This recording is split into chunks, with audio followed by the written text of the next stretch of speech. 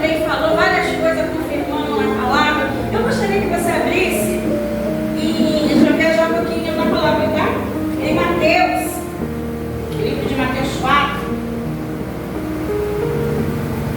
perdão, 5, que fala sobre o Sermão da Montanha, mas eu só vou ler 2 capítulos e depois a gente vai pular. Você deixa aberto, depois na sua Bíblia, Marcos 5, do 21 em diante. Para assim: bem-aventurados os pobres de espírito, ou os humildes de espírito, porque deles é o reino dos céus. No 5, bem-aventurados os mansos, porque eles herdarão a terra. Amém? Então, o pastor não estava ministrando aqui, Deus usou ele para falar sobre humildade, abrir o coração, se entregar a Jesus. Humildade na Bíblia refere-se ao conhecimento das suas limitações e a dependência de Deus. A humildade é a virtude oposta ao orgulho e à soberba, que é explicada quando Deus deu seu único filho para morrer em meu e em seu lugar. Aí fala no Mateus 5, no 6, fala sobre o que? Mansidão. Na Bíblia, o significado de ser manso é ter confiança, força controlada e submissão paciente a Deus. O que quer dizer? Apesar de Jesus ter autoridade divina, ele agiu com mansidão diante de seus acusadores. Ele podia muito bem falar: peraí, você não tem nenhuma autoridade para poder estar me condenando, não. Mas ele foi submisso ao Pai. Ele teve mansidão. Ele, quando o Pai falou, você vai lá na terra, porque não tem ninguém que possa fazer o que é a remissão dos pecados. E eu quero salvar cada um que está lá, até aquele que ainda não nasceu, que éramos nós, porque nós somos a última geração. Nós somos a igreja do avivamento. Nós somos aqueles que o Senhor busca para ir nos campos, fazer a ceifa, porque tem poucos, né? Então, a mansidão está ligada à humildade e elas caminham junto. Porque quando Jesus ele descreve assim, em Mateus 11:29, fala: tomai sobre vós o meu jugo e aprendei de mim, porque eu sou manso e humilde de coração, e acharei descanso para a sua alma. Quando nós vamos buscar o Senhor, muita coisa acontece. Quando a gente se humilha, abre o nosso coração, deixa as patentes, deixa o orgulho, deixa a grandeza de lado, porque eu posso, não vai ser com o meu braço, eu vou chegar ali, eu vou quebrar aquele lugar, porque eu tenho direito, eu vou fazer, eu vou acontecer. Não, Jesus, vai com autoridade na palavra de Jesus. Eu não quero nem se ajoelhar também para falar com o Senhor. Já chega em casa irado, pensando que Jesus está ali, ó, ouvindo ele como um cordeirinho. Ele foi cordeiro assim, para poder morrer pelos nossos pecados. Mas ele não é o nosso cordeirinho, não. Jesus, ele é o nosso Salvador. Jesus, ele tem tudo para nossas vidas, mas ele fala que nós temos que ser humildes. E em Marcos 5:21 fala de um homem que precisava de uma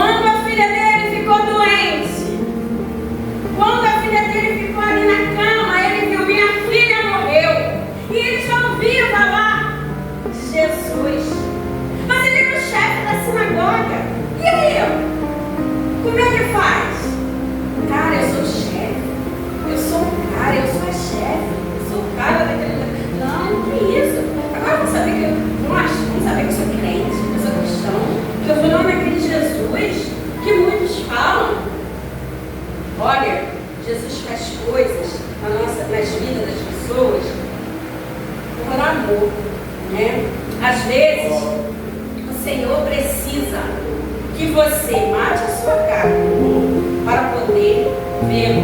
Às vezes ele tem situações que ele faz para poder salvar uma vida. E Jesus queria salvar Jairo, a filha dele e aquelas pessoas que andavam sobre ele. Porque Jesus sabia o que ia acontecer. Mas por que falar de humilhação, de humilde, de manso? Porque nesse meio caminho, Jairo falou: agora não tem mais jeito, mexeu com a minha filha, mexeu com a minha família. Eu vou até esse Jesus que ressuscita, que dá vida aos cegos, que levanta os mortos, porque ele já ouviu de Jesus que ele teve que se humilhar. E ele ouviu que Jesus ia passando. E Jesus, aonde passava, a multidão seguia. E Jairo foi até Jesus e parou Jesus no meio da multidão. Nisso que ele parou, falou com Jesus. Jesus sente algo diferente. Peraí, aconteceu algo aqui em mim. Jesus já estava com tudo ali na mente. Sabe, vocês acham que tudo isso foi por acaso? Do encontro da mulher samaritana com a mulher do fluxo de sangue ali com Jesus? Não, Jesus queria trabalhar na vida de Jairo, no interior, para o milagre poder acontecer. Jesus queria que Jairo olhasse para dentro dele. Muitas das vezes nós não precisamos só ajoelhar nos espelho ou olhar para a parede. Nós temos que fazer uma autoanálise. Quando a gente fecha os olhos, a nossa mente fica trabalhando, não se fixa Jesus. E Jesus fez aquela cena ali, né? Ele sabia que a mulher do sangue ia vir, porque ele sabia que os necessitados, que aqueles que realmente acreditavam no milagre, Jesus não perde a oportunidade. E até ele fez 2 milagres ali.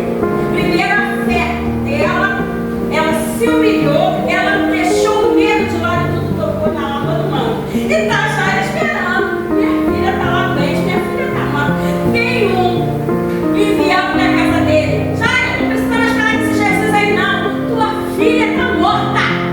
Morreu. Acabou. Onde vão falar pra você? Vão falar para aqueles que te rodeiam.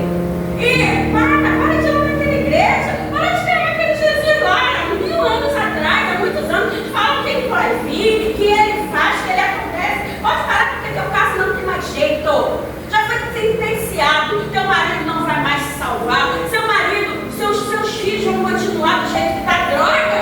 Não tem jeito mais não. Tem não. Tá com câncer. Vai morrer. Não tem. O médico já falou. Pode ser usado.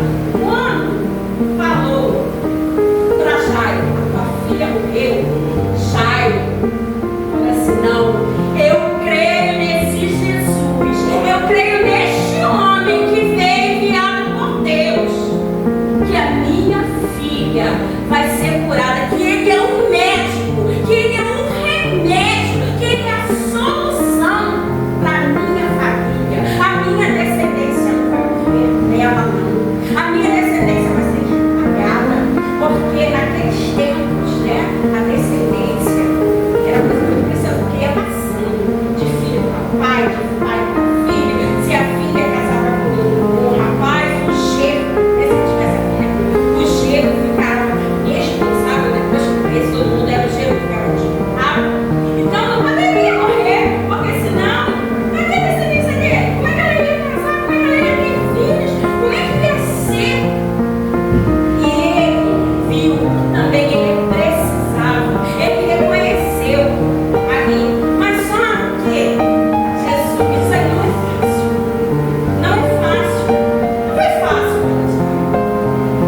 E também não foi fácil para Jairo ver aquela multidão, as pessoas falando com ele, o servo vendo para cá, fica ali quietinho, senão eu vou esperar a minha oportunidade, eu não vou falar mais. Quantas vezes tem situações que é para nós nos calarmos e nós abrimos nossa boca? Quantas vezes você impede, nós impedimos, porque eu falo para mim mesmo também, do agir de Deus em abrir a boca e colocar a nossa mão e não deixar o Senhor, nosso Deus, nosso Jesus, confiar, ter a fé em trabalhar e esperar.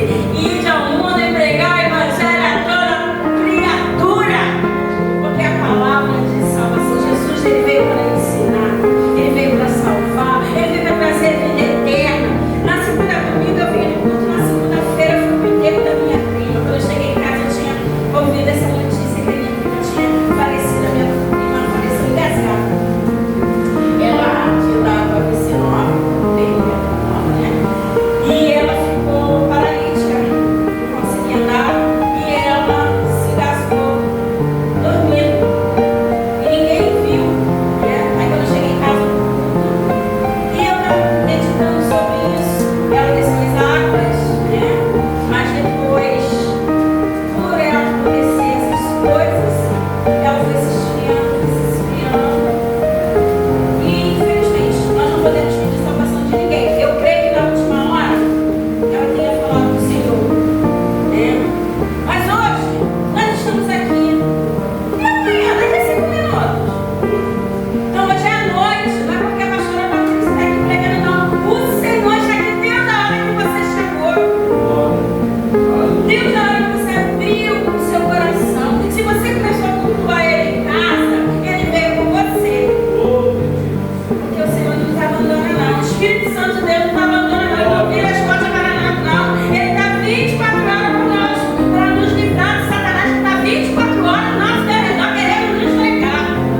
Então não deixe que nada estrague, nada tome o que Deus deu para você, que nada venha tomar a tua salvação, que é a principal coisa que Deus vai fazer, quer fazer na tua vida. As outras coisas vêm de bônus, vêm de brinde, né? A riqueza. Às vezes você fala assim, ah, mas eu estou doente.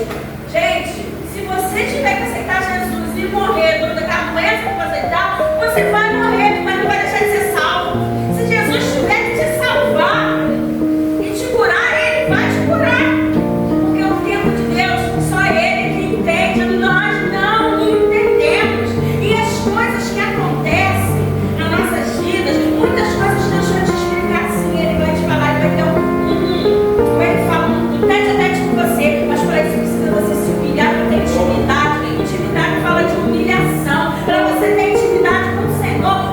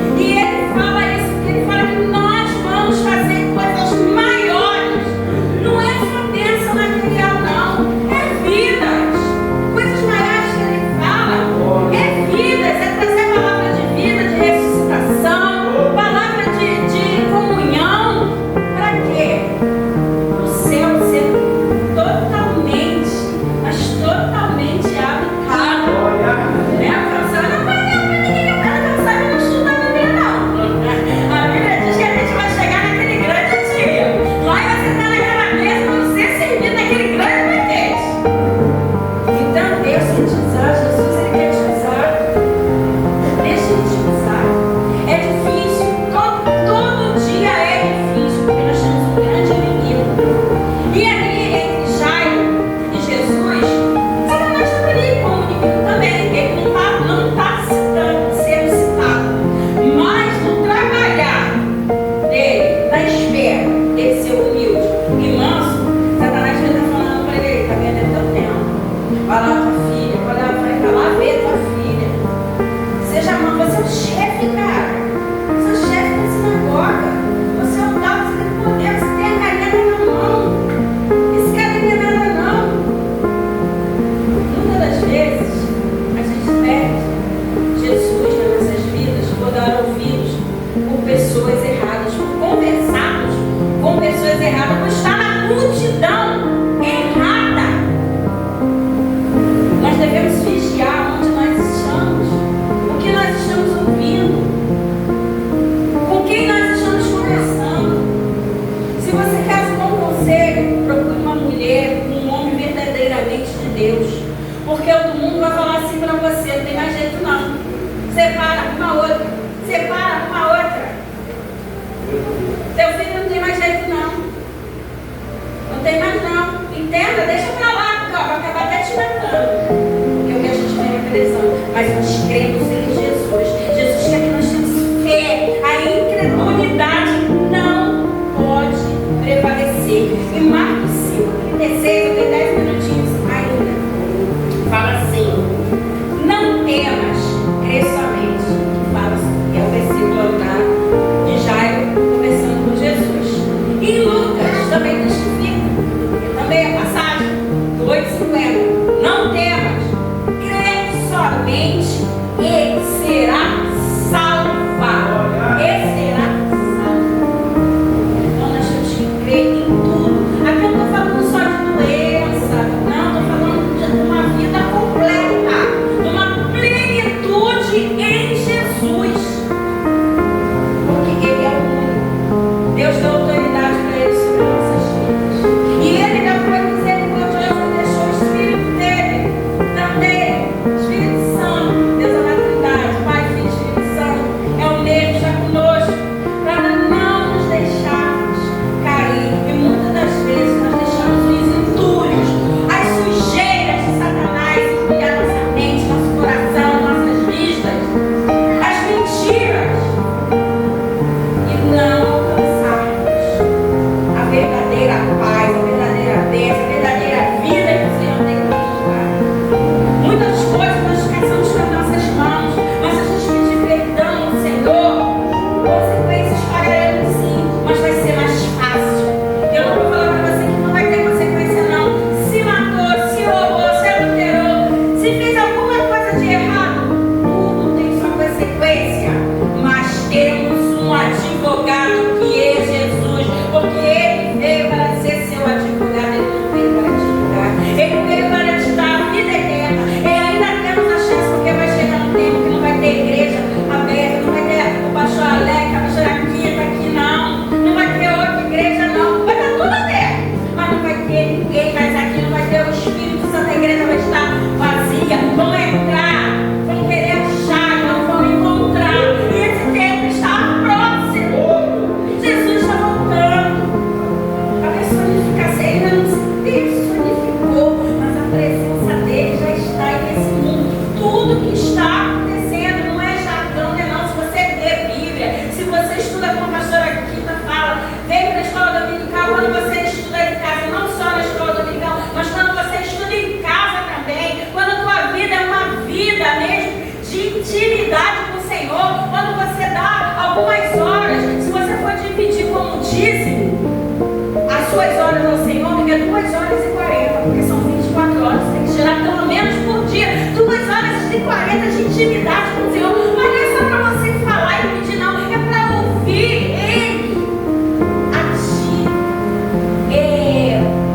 te ajudar a conseguir na tua vida, a Ele te dirigir para você chegar até o caminho, caminho estreito, hein? Caminho estreito a gente tem que ter cuidado. Vocês já viram aquelas, não sei se alguém já passou, se alguém já, não sei, porque eu não passei, graças a Deus,